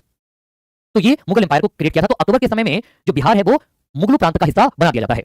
आगे चलकर आप देखोगे कि जब मुगल एम्पायर डिक्लाइन करेगा, Aurangzeb was died in 1707 AD, Aurangzeb की मृत्यु कब हुई, 1707 में औरंगजेब की डेथ हो जाती है। After death of Aurangzeb Mughal empire started to decline, Mughal empire का धीरे धीरे पतन होना प्रारंभ हो जाता है, क्योंकि मुगल एम्पायर कमजोर हो जाएगा। मुगल एम्पायर धीरे धीरे क्या हो जाएगा, बिल्कुल कमजोर होता हुआ चला जाएगा। है ना, एक बाल पूछ रहा है कि sir what do you think आज के टाइम में बिहार शरीफ को डिवीजन बनना चाहिए, क्यों बनना चाहिए, है ना, कोई कुछ रीजन बताओ। मुझे नहीं लगता कि बिहार शरीफ जो है वो एडमिनिस्ट्रेटिवली काफी दूर है, शायद आप इसलिए कह रहे होंगे। देखो नालंदा जो है वो पटना डिवीजन में ही आता है, और नालंदा जब पटना डिवीजन में आता है तो वो ठीक ही है ना जी, पटना तो बगल में ही है, बहुत दूर तो है नहीं। इवन आजकल 4 लेन का जमाना है, और 4 लेन में जो डिस्टेंस है एडमिनिस्ट्रेटिव कैपिटल के बीच में वो तो बहुत कम हो गई है, तो वैसा तो कोई रीजन है नहीं कि बिहार शरीफ को डिवीजन बनाना चाहिए। तो पोस्ट मुगल पीरियड की बात करें, बंगाल एक इंडिपेंडेंट स्टेट के तौर पर इमर्ज होगा, और यहाँ पे नवाब का रूलर आता है। यहाँ पे किसका रूलर आएगा, नवाब का रूलर देखने को मिलेगा। और पहला नवाब कौन था बंगाल का, तो बंगाल का पहला नवाब था, उसका नाम है मुर्शिद कुली खान। मुर्शिद कुली खान के द्वारा बंगाल को एक इंडिपेंडेंट स्टेट के तौर पर एस्टैब्लिश किया गया था, और वो किससे इंडिपेंडेंट हुआ था, तो बंगाल इंडिपेंडेंस प्राप्त किया था मुगल एम्पायर से। कहां से, मुगल एम्पायर से प्राप्त किया था। 1733 में सुजाउद्दीन बिहार को एनेक्स कर लिया और बंगाल में। अब देखो यहीं पे देखोगे 1733 में, 1733 में सुजाउद्दीन और nawab of Bengal annex Bihar to Bengal. और उसके बाद जब ब्रिटिश एम्पायर क्रिएट होता है तो ब्रिटिश एम्पायर के दौरान भी बिहार जो था, Bihar was part of the Bengal presidency, यानी बिहार लंबे समय तक बंगालियों के प्रभुत्व में रहा है, बंगाल प्रेसिडेंसी के अंतर्गत रहा है। और इसीलिए बिहार अपने इंडिपेंडेंट स्टेटस को मेंटेन करने के लिए एक सेपरेट मूवमेंट चलाया था, एक पृथक आंदोलन चलाया था। और वही आप सेपरेट मूवमेंट देखोगे जिसे हम कहते हैं separate movement for the state of Bihar, और जिसमें जो मेजर रोल प्ले किया था वो डॉक्टर सच्चिदानंद सिन्हा ने किया था। आज भी डॉक्टर सच्चिदानंद सिन्हा को फादर ऑफ मॉडर्न बिहार के नाम से जानते हैं, क्रिएटर ऑफ मॉडर्न बिहार के नाम से जानते हैं। तो ब्रिटिश पीरियड में जब 1765 में ट्रीटी ऑफ इलाहाबाद होती है, 1764 में बैटल ऑफ बक्सर होता है, और बैटल ऑफ बक्सर में बंगाल का नवाब, अवध का नवाब एंड द मुगल एम्पायर एक तरफ, और एक तरफ ब्रिटिश एम्पायर था। युद्ध होता है चौसा, जो कि बक्सर में है, बक्सर का बैटल गंगा नदी के तट पर, और वहां पे जो ब्रिटिश है वो डिफीट कर दिया ट्रीपार्टाइट अलायंस को, और 1765 में ट्रीटी ऑफ इलाहाबाद होती है, और ट्रीटी ऑफ इलाहाबाद के बाद जो रेवेन्यू कलेक्शन राइट है इन बंगाल, बिहार एंड उड़ीसा वो ब्रिटिशर्स को मिल जाता है, और ब्रिटिशर्स बंगाल प्रेसिडेंसी को क्रिएट करते हैं। उस बंगाल प्रेसिडेंसी में बिहार को भी वो शामिल कर लेते हैं। वो क्या करते हैं, बिहार को भी शामिल कर लेते हैं। बैटल ऑफ बक्सर के समय क्लाइव नहीं था, बैटल ऑफ बक्सर के समय क्लाइव जा चुका था। उस समय अगर आप गौर करोगे तो उसका नाम क्या था, हेक्टर नाम था, और उसने युद्ध को लीड किया था। तो अब बात करते हैं कि बिहार में देखो, एक बात समझना, बिहार क्या किया गया है, बंगाल प्रोविंस है, ये पूरा का पूरा बंगाल प्रेसिडेंसी है, बंगाल प्रेसिडेंसी है, और बिहार जो है इसी बंगाल प्रेसिडेंसी का पार्ट है। बिहार इसी बंगाल प्रेसिडेंसी का पार्ट है। ब्रिटिशर्स का जो बंगाल है ये ब्रिटिशर्स का एडमिनिस्ट्रेटिव कैपिटल के तौर पर इमर्ज होकर आता है, क्योंकि भारत में पहली बार ब्रिटिश रूल कहां पे किया था, पहली बार भारत में जो ब्रिटिश रूल क्रिएट किया गया वो कहां पे किया गया, तो बंगाल विक्ट्री हुआ था। वो कहते भी हैं कि ब्रिटिशर्स ने बंगाल विक्ट्री के साथ इंडिया की विक्ट्री किया था, बंगाल विजय के साथ भारत विजय किया था। तो देखो पूरी बात को ध्यान से सुनना, ये आपको ऐसा लग रहा हो कि सर इतने सारे हिस्ट्री के एंगल्स इसमें आ रहे हैं क्योंकि पॉलिटिकल हिस्ट्री ऑफ बिहार है, और मैंने पहले भी कहा है कि Bihar special is not a separate subject. ये सारे सब्जेक्ट में से आपको थोड़ी थोड़ी बातें बिहार के कॉन्टेक्स्ट में आपको सुनने और पढ़ने को मिलेगा। तो हमने देखा कि बिहार का नाम बिहार कब पड़ा, बिहार का नाम बिहार तुगलक पीरियड में पड़ा, और आफ्टर तुगलक पीरियड जब मुगल पीरियड आता है तो मुगल पीरियड के दौरान अकबर जो है वो बिहार को 15 प्रोविंस के तौर पर बना लिया था। लेकिन लेटर मुगल पीरियड में, जिसे पोस्ट मुगल पीरियड कहते हैं, पोस्ट मुगल पीरियड के दौरान बिहार को क्या किया गया, जो बिहार है नवाब बंगाल सुजाउद्दीन ने बिहार को एनेक्स कर लिया और बंगाल का पार्ट बना दिया, और तब से ये बंगाल का पार्ट बना रहा था। 1765 में ट्रीटी ऑफ इलाहाबाद होती है, और ट्रीटी ऑफ इलाहाबाद के बाद बंगाल, बिहार, उड़ीसा में रेवेन्यू कलेक्शन राइट अंग्रेजों को मिलती है, और वो भी आप गौर करोगे तो आपको वहां पता चलेगा कि किसके पास है, बंगाल का ही पार्ट है बिहार। और बंगाल, ये जो बंगाल है ये एडमिनिस्ट्रेटिव कैपिटल ऑफ ब्रिटिश है, एडमिनिस्ट्रेटिव कैपिटल ऑफ ब्रिटिश है,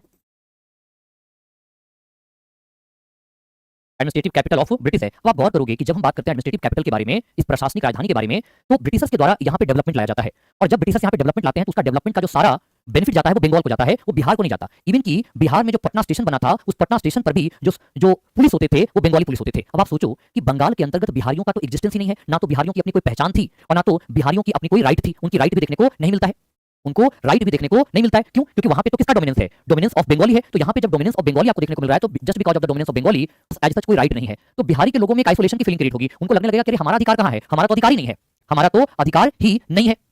तो जब आप सोचो कि जब ये कहेंगे कि हमारे पास तो कोई अधिकार ही नहीं है, तो वैसी स्थिति में क्या क्रिएट होगा, वैसी स्थिति में आप देखोगे कि बिहार के लोगों को लगने लगेगा कि हमें अपने लिए एक अलग स्टेट क्रिएट कर लेना चाहिए, हमें अपने लिए एक सेपरेट स्टेट बना लेना चाहिए, क्योंकि जब तक सेपरेट स्टेट हम लोग नहीं बनाएंगे तो हमारे राइट नहीं होंगे। तो आप देखो, Bihar was part of the Bengal province, Bihar Bengal province का हिस्सा है। बंगाल यूनाइटेड प्रोविंस में जो बंगाल प्रेसिडेंसी है वहां पे किसकी सुप्रीमेसी है, बंगाली की सुप्रीमेसी है। बंगाल जितने भी गवर्नमेंट की पोजीशन है, गवर्नमेंट ऑफिशियल पोस्ट है, उन सभी पोस्ट पर बंगालियों की ही भूमिका देखने को मिलती है। यहाँ पे बंगालियों की भूमिका देखने को मिलती है, बंगालियों का ही रोल देखने को मिलता है, बिहारियों के लिए कुछ भी अधिकार नहीं है। इवन की आप गौर करोगे कि जो भी फंड आते थे, जैसे एजुकेशनल डेवलपमेंट के लिए फंड आया, तो वो एजुकेशनल डेवलपमेंट के लिए जो फंड आता था पहले बंगाल के लिए एक्सपेंस किया जाता था, और उसमें अगर थोड़ा बहुत कुछ बच जाता था तो बिहार के लिए खर्च किया जाता था। यानी बिहार में एजुकेशनल डेवलपमेंट भी नहीं हो रहा था। क्यों? क्योंकि बिहार किसका पार्ट है, Bihar was part of the Bengal province, और इसीलिए तो बिहारियों का कोई राइट नहीं है, क्योंकि क्या है वहां पे किसका डोमिनेंस देखने को मिलता है, वहां पे सुप्रीमेसी ऑफ बंगाली देखने को मिलता है, सुप्रीमेसी ऑफ बंगाली देखने को मिलता है। फिर दूसरा क्या है, demand for right of Bihari, demand for right of Bihari. तो बिहारियों की मांग, और बिहारी क्या मांग कर रहे हैं, तो बिहारी बेचारे कह रहे हैं कि यार हमारी राइट कहाँ है, हमारा राइट तो इस बंगाल प्रोविंस के अंतर्गत सेफ नहीं है, हमें अलग होना पड़ेगा, तभी हमारे जो राइट्स हैं वो प्रोटेक्टेड होंगे, हमारी जो इंटरेस्ट हैं वो प्रोटेक्टेड होंगे, अदरवाइज तो हमारी बात होने वाली है ही नहीं। तो अब एक बात देखो, बात समझो, 1733 में सुजाउद्दीन के द्वारा बिहार को बंगाल प्रोविंस का हिस्सा बना लिया गया था। लेटर जब बैटल ऑफ बक्सर होता है, बैटल ऑफ बक्सर के बाद आप गौर करोगे कि ट्रीटी ऑफ इलाहाबाद होता है, और ट्रीटी ऑफ इलाहाबाद के बाद जब ब्रिटिश गवर्नमेंट को, ब्रिटिश यानी कि उसमें कंपनी हुआ करती थी ईस्ट इंडिया कंपनी, और जब ईस्ट इंडिया कंपनी को बंगाल, बिहार और उड़ीसा के रेवेन्यू कलेक्शन राइट मिल जाती है, राजस्व वसूल करने का अधिकार मिल जाता है, तो उस समय जब वो बंगाल प्रेसिडेंसी क्रिएट करते हैं तो बिहार भी बंगाल प्रेसिडेंसी का हिस्सा था। समय के साथ with time Bengal presidency develop होता रहा, और क्योंकि वो ब्रिटिश का एडमिनिस्ट्रेटिव सेंटर है तो वहां पे डेवलपमेंट भी आया, लेकिन जो भी वहां डेवलपमेंट हो रहा है उसका जो बेनिफिट है वो केवल और केवल बंगाली पीपल को जा रहा है, बिहारी पीपल के लिए ऐसा कुछ भी नहीं जा रहा है। बिहारी पीपल को एज सच कोई बेनिफिट मिलता हुआ देखने को नहीं मिलता है। ठीक है, दूसरा आप देखोगे, है ना, सेकंड आप देखोगे कि पहला प्रॉब्लम क्या है, पहला प्रॉब्लम है सुप्रीमेसी ऑफ बंगाली पीपल, तो बिहारियों को कोई भी इंपॉर्टेंट पोजीशन नहीं मिल रहा है। सेकंड, बिहार के लोग अपने राइट्स की बात कर रहे हैं, क्यों? क्योंकि बंगाल प्रोविंस के अंतर्गत बिहारियों के जो राइट्स और इंटरेस्ट हैं वो सेफ नहीं है। अब ऐसी स्थिति में क्या होगा, तो क्यों बिहार के जो लोग हैं वो सेपरेट स्टेट क्यों मांग रहे हैं, उन अपने लिए अलग राज्य क्यों मांग रहे हैं, तो वो बहुत सारे कारण है। पहला कारण देखने को मिलता है प्लाइट ऑफ बिहार, बिहार की दयनीय स्थिति, यानी बिहारी लोगों का जो इंटरेस्ट प्रोटेक्टेड होना चाहिए था, एज सच इंटरेस्ट प्रोटेक्टेड देखने को नहीं मिलता है। देखो यहाँ पे, है ना, एप्लीकेशन वालों बच्चों, जितना सवाल आप फालतू के पूछते हो ना, अगर इतना देर सावधानी पूर्वक और पेशेंस के साथ सुन लेते और पढ़ लेते तो चीजें समझ में भी आ जाती और आपको इंटरेस्ट भी आ जाता। बट आप करते क्या हो, आपको यूजलेस कमेंट करना बहुत ज्यादा पसंद है। जस्ट वेट फॉर 2 डेज, जब आपकी पेड वाली क्लास कल से तो आपकी एप्लीकेशन में क्लास चलने लगेगी और फिर मैं आप जो होते हैं ना कि ये जो काफी ज्यादा उदन टाइप के जो बच्चे हैं, फिर उनसे हमारी मुलाकात ठीक तरीके से होगी। तो देखो बिहार का प्रॉब्लम क्या है, reason for demand of separate state, reason for demand of separate state. तो सेपरेट स्टेट का डिमांड क्या है, सेपरेट स्टेट का डिमांड क्या है? तो कई सारे डिमांड है। पहला प्लाइट ऑफ बिहार, पहला क्या है? प्लाइट ऑफ बिहार, बिहारियों की जो दयनीय स्थिति थी, क्योंकि बंगाल के अंतर्गत बिहारियों के लिए ऐसा कोई राइट बच नहीं रहा है। जो डेवलपमेंट सारे के सारे डेवलपमेंट वर्क बंगाल में हो रहा है, बिहार को कोई बेनिफिट मिलता हुआ देखने को नहीं मिलता है। दूसरा सेकंड अगर देखने को मिला है तो यहाँ पे बंगाली डोमिनेशन है, बंगाली डोमिनेशन है। तो पहला क्या प्रॉब्लम था? पहला प्रॉब्लम था प्लाइट ऑफ बिहार, यानी कि बिहार की जो बैकवर्ड सिचुएशन ऑफ बिहार था, बिहार पिछड़ा हुआ राज्य था, backward situation of Bihar, backward situation of Bihar देखने को मिलता है कि बिहार क्या था? पिछड़ा हुआ राज्य था। तो एक प्रॉब्लम तो बिहारियों को ये भी देखने को मिलता है। एंड सेकंड थिंग जो हम देखने को मिलता है कि बंगाली डोमिनेशन, अब बंगाली डोमिनेशन की वजह से कि जो बिहारी पीपल की राइट है वो यहाँ पे सिक्योर नहीं हो रही है, बिहारी पीपल की राइट की जो यहाँ पे प्रोटेक्शन होनी चाहिए वो ऐसा होती हुई दिख नहीं रही है। तीसरा रीजन क्या था? तीसरा रीजन था कि want independent existence, no independent existence, no independent existence. और हुआ क्या? डॉक्टर सच्चिदानंद सिन्हा जिन्होंने सेपरेट स्टेट ऑफ बिहार जो है उस मूवमेंट को लीड करने का काम किया है, जब वो लंदन से लॉ की स्टडी करके वापस लौट रहे थे तो उनके एक पंजाबी फ्रेंड के द्वारा उनसे पूछा गया कि फ्रेंड बताओ तुम कहां से बिलोंग करते हो? उन्होंने कहा कि देखो भाई मैं जो बिलोंग करता हूं बेसिकली मैं बिहार से बिलोंग करता हूं। उन्होंने पूछा कि बिहार कहां है, वेयर इज इट, बिहार कहां है? फिर उनको बताना पड़ा कि बिहार जो बंगाल प्रोविंस का हिस्सा है। उनका दोस्त कहा कि अच्छा ये बताओ ना कि बंगाल प्रोविंस के अंतर्गत आते हो क्या? तो आप सोचो कि डॉक्टर सच्चिदानंद सिन्हा बड़ा ह्यूमिलिएशन फील करते हैं। उनको लगता है कि बिहारी पीपल की तो अपनी इंडिपेंडेंट एग्जिस्टेंस है ही नहीं, अपनी बिहारियों की जो अपनी इंडिपेंडेंट एग्जिस्टेंस होनी चाहिए थी, as such we don't have any independent existence in the Bengal. तो हमें बंगाल से अलग हो जाना चाहिए। अगर हम बंगाल से अलग हो जाएंगे तो हमारी अपनी जो खुद की पहचान क्रिएट होगी, इंडिपेंडेंट एग्जिस्टेंस क्रिएट होगी, इंडिपेंडेंट एग्जिस्टेंस क्रिएट होगी। एंड दूसरा ये भी देखने को मिलता है कि अवेयरनेस फैलाया गया, awareness through the newspaper, awareness through newspaper.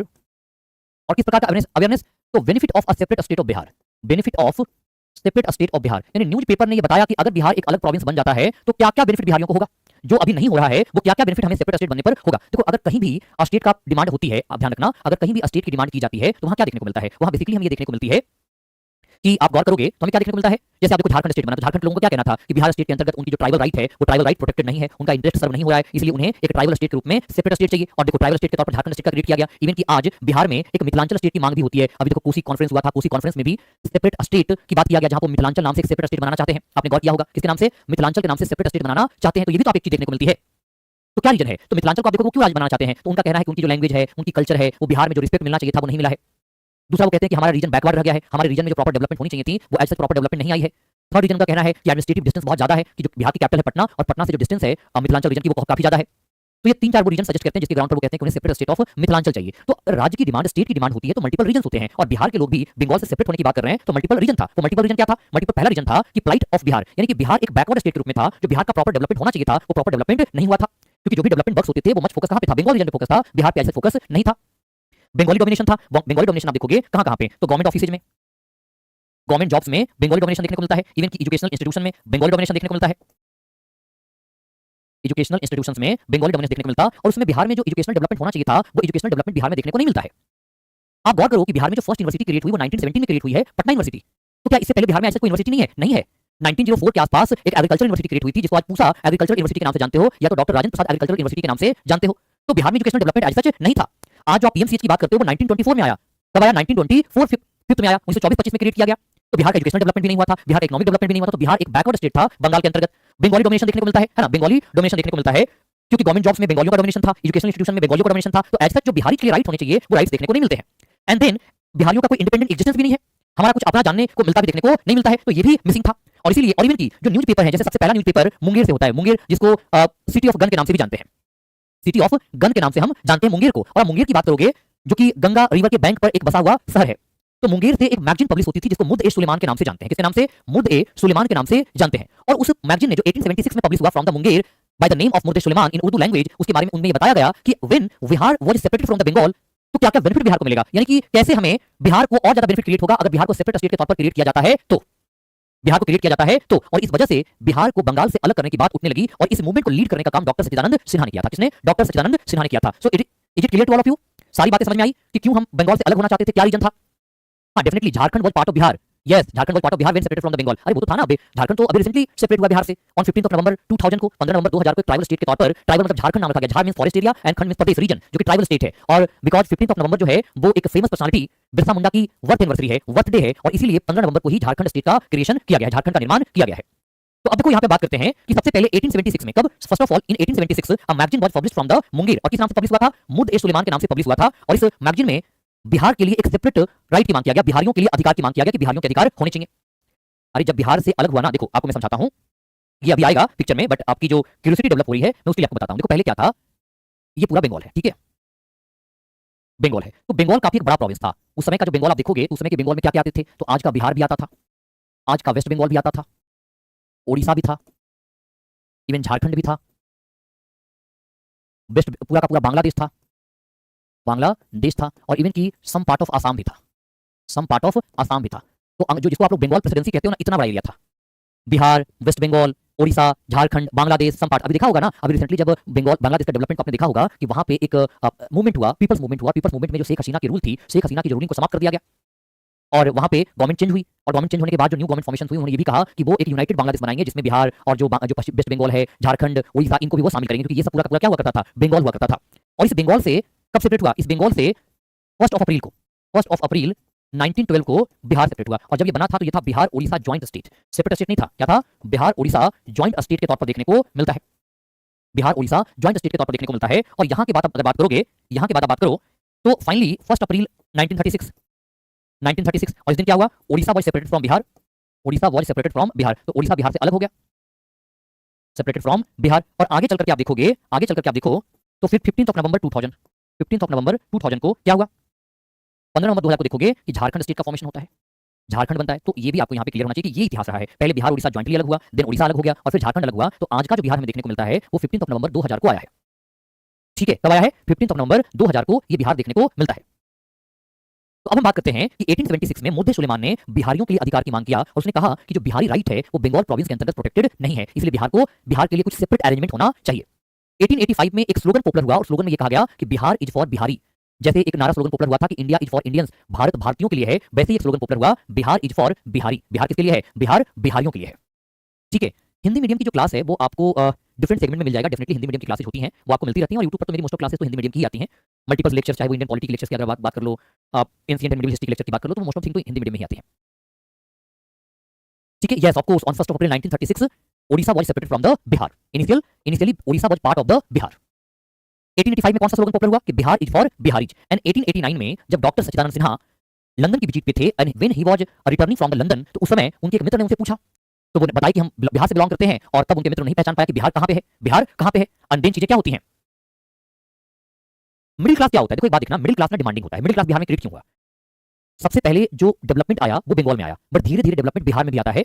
तो बंगाल में तो एजुकेशनल डेवलपमेंट पहले आ चुकी थी, बट बिहार में जो एजुकेशनल डेवलपमेंट है वो थोड़ा लेट आया, और जब बिहार में भी एजुकेशन डेवलप हुआ तो बिहार में एक बुर्जुआ क्लास, जिसको मिडिल क्लास कहते हैं, वो क्रिएट हुआ। और मिडिल क्लास थोड़ा डिमांडिंग होता है, थोड़ा सा क्या कहते हैं कि डिजायरस होता है, ये काफी कुछ चाहता है, और इसी मिडिल क्लास के द्वारा ही अपने राइट्स को प्राप्त करने के लिए मूवमेंट को क्रिएट किया, मूवमेंट को लीड किया। और यही मिडिल क्लास है, यही मिडिल क्लास जो है वो अपने लिए अधिकार की मांग कर रहा था, क्योंकि कोई भी मूवमेंट हो या रेवोल्यूशन हो, इसको जो लीड करेगा वो कौन करेगा, वो मिडिल क्लास करेगा। यूजुअली आप देखोगे दुनिया में जितने बड़े बड़े मूवमेंट हुए, उस मूवमेंट में आपको मिडिल क्लास दिखेगा। क्यों, क्योंकि मिडिल क्लास अब उस स्टेज में आ चुका है, अब ये मार्जिनाइज सेक्शन नहीं है सोसाइटी का, अब ये ठीक ठाक स्टेज में आ चुका है। अब ये फर्दर देख रहा है कि हमें अपनी जो स्टेटस है उसको एलिवेट करना है, तो स्टेटस को एलिवेट करने के लिए राइट्स चाहिए, इंटरेस्ट को प्रोटेक्ट करना चाहिए, अपना इंटरेस्ट सर्व करना है। और इसके लिए ये सेपरेट स्टेट ऑफ बिहार की बात करता है कि अगर बिहार अलग राज्य बनेगा तभी उसका पॉलिटिकल राइट मिल पाएगा, उसका इकोनॉमिक राइट मिल पाएगा, उसको जो कहते हैं कि एडमिनिस्ट्रेटिव गवर्नमेंट में मतलब एडमिनिस्ट्रेटिव सिस्टम में रोल मिल पाएगा। तो ये कब मिलेगा, जब बिहार सेपरेट स्टेट बनेगा। तो क्योंकि बंगाल के अंतर्गत बंगाली डोमिनेशन के कारण बिहार में जो मिडिल क्लास का इमर्जेंस हुआ है, उनकी जो राइट है, उनकी जो इंटरेस्ट है वो प्रोटेक्टेड नहीं था।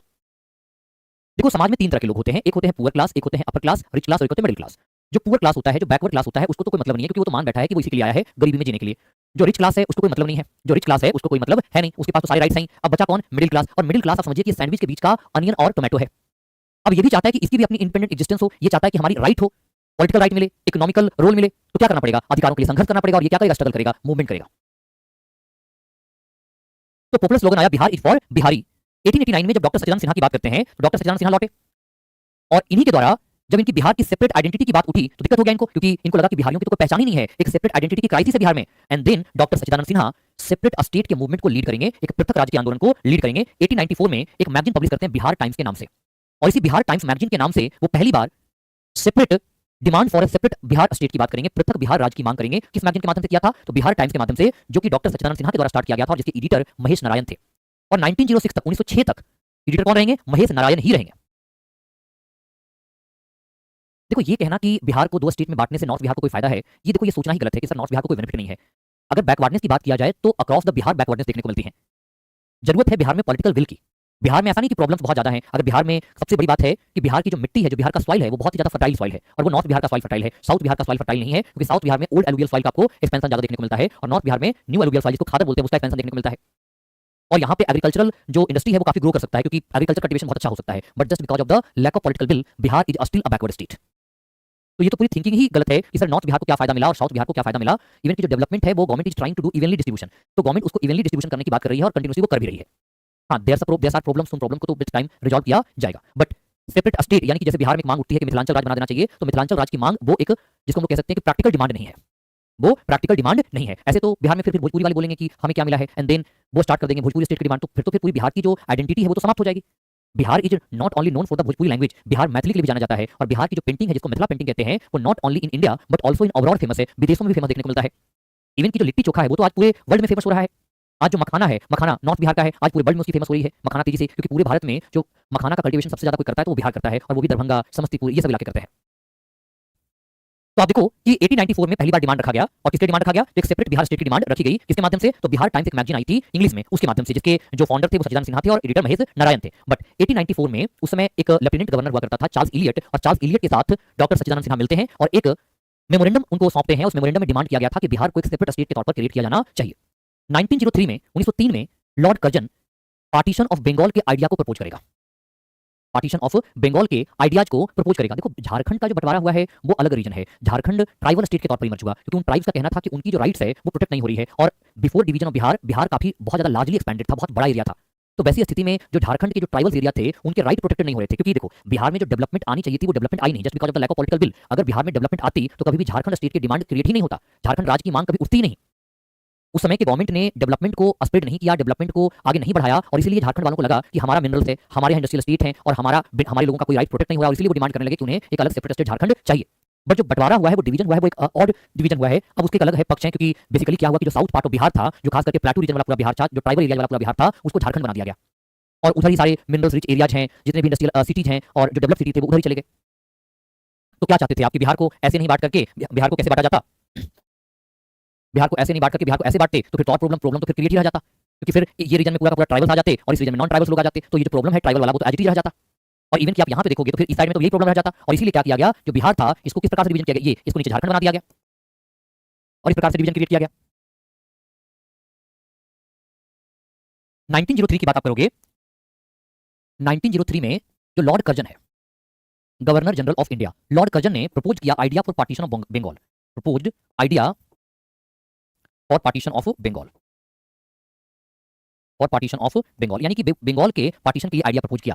हालांकि वो बंगाल को पार्टीशन किया नहीं था, वो आइडिया प्रपोज किया था, और जब उसने आइडिया प्रपोज किया, ध्यान रखना, जब उसने आइडिया प्रपोज किया 1903 में बांटने के लिए, तो प्रॉब्लम कहां आया, तो उस समय क्योंकि कर्जन ने क्या कहा था, कर्जन ने कहा था कि जो बंगाल है वो काफी बड़ा प्रांत है, एक बहुत लार्ज प्रोविंस है, एक वास्ट प्रोविंस है, जो एडमिनिस्ट्रेशन करने में उसका काफी ज्यादा डिफिकल्टीज का सामना करना पड़ता है, यानी कि बहुत मुश्किल आती है, वो मुश्किल आती है, और इसीलिए वो बंगाल को पार्टीशन करना चाहता है। ये बात किसने रखा, ये बात रखा गया लॉर्ड कर्जन के द्वारा कि बंगाल एक वास्ट प्रोविंस है, एक बड़ा प्रांत है, जो एडमिनिस्ट्रेटिवली वहां पे इफिशिएंट नहीं है, तो just to improve the administrative efficiency in Bengal, वो बंगाल को बांटना चाहता है। तो उस समय डॉक्टर सच्चिदानंद सिन्हा एक आर्टिकल लिखते हैं और कर्जन को आइडिया प्रपोज करते हैं कि कर्जन तुम चाहते हो कि हम बंगाल को बांट दें, क्योंकि बंगाल जो एक वास्ट ज्योग्राफिकल एरिया का प्रोविंस है, तो ऐसा क्यों नहीं करते हो कि तुम बिहार को उसे क्या कर दो, सेपरेट कर दो, और जब तुम बिहार को सेपरेट कर दोगे तो तुम्हारा जो प्रॉब्लम है वो भी सब हो जाएगा, सॉल्व हो जाएगा, और हमारा जो प्रॉब्लम है वो भी रिजॉल्व हो जाएगा। तुम यही चाहते हो ना कि बंगाल को ज्योग्राफिकली उसके एरिया को डिक्रीज किया जाए, तो वहां पे एडमिनिस्ट्रेटिव एफिशिएंसी को एनहांस किया जा सके, इंप्रूव किया जा सके, और वही चीज यहाँ पे देखने को मिलता है।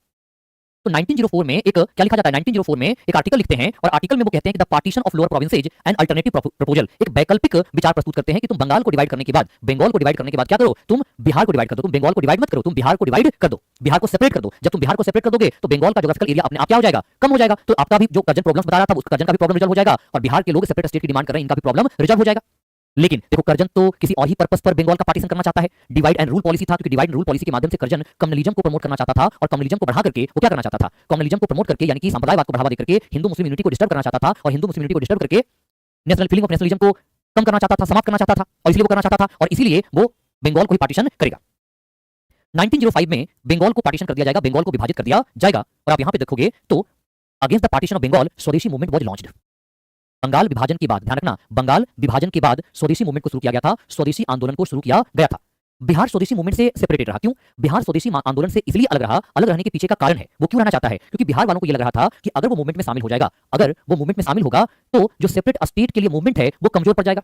तो एक डर था, they were fighting for the weakening of the separate state movement. So Bihari क्या रहे? Bihari remained aloof from the swadeshi movement. कुछ जगहों पर केवल प्रभाव देखने को मिलता है, जैसे बिहार में पूर्णिया वगैरह का इलाका थोड़ा बहुत जो बंगाल से चिपका हुआ इलाका है, वहां पर केवल स्वदेशी मूवमेंट का इन्फ्लुएंस देखने को मिलता है, इंपैक्ट देखने को मिलता है। बाकी बिहार में स्वदेशी मूवमेंट का इन्फ्लुएंस और इंपैक्ट देखने को नहीं मिलता है। 1906 में फर्स्ट बिहारी स्टूडेंट कॉन्फ्रेंस हुआ, बिहार में पहला छात्र सम्मेलन हुआ और यह छात्र सम्मेलन डॉक्टर राजेंद्र प्रसाद के एफर्ट से ऑर्गेनाइज किया गया था और इसको चेयर किया डॉक्टर सैफुद्दीन के द्वारा।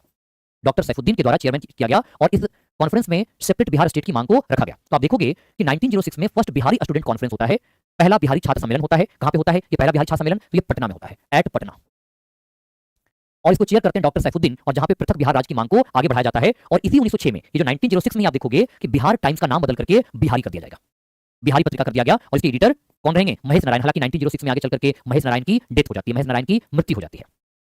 1906 की बात है। 1906 के बाद 1908 में फर्स्ट बिहार प्रोविंशियल कॉन्फ्रेंस हुआ पटना में। First Bihar provincial conference Patna में हुआ था और जिसके प्रेसिडेंट थे अली इमाम।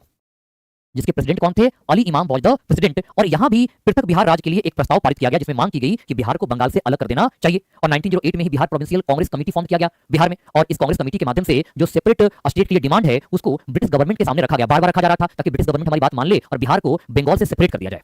तो अली इमाम की अध्यक्षता में फर्स्ट बिहारी प्रोविंशियल कॉन्फ्रेंस हुआ था पटना में। 1908 में Bihar provincial Congress committee form किया गया और यहां पे आप देखोगे कि बिहार के जो सेपरेट स्टेट की डिमांड है उसको कंटिन्यूअसली आगे बढ़ाया जाता है। नहीं, ये सैफुद्दीन किचलू नहीं है, इनका नाम था डॉक्टर मोहम्मद सरफुद्दीन, नॉट सैफुद्दीन किचलू, वो अलग है, ये अलग है। वो पंजाब के लीडर हैं, ये बिहार के लीडर हैं।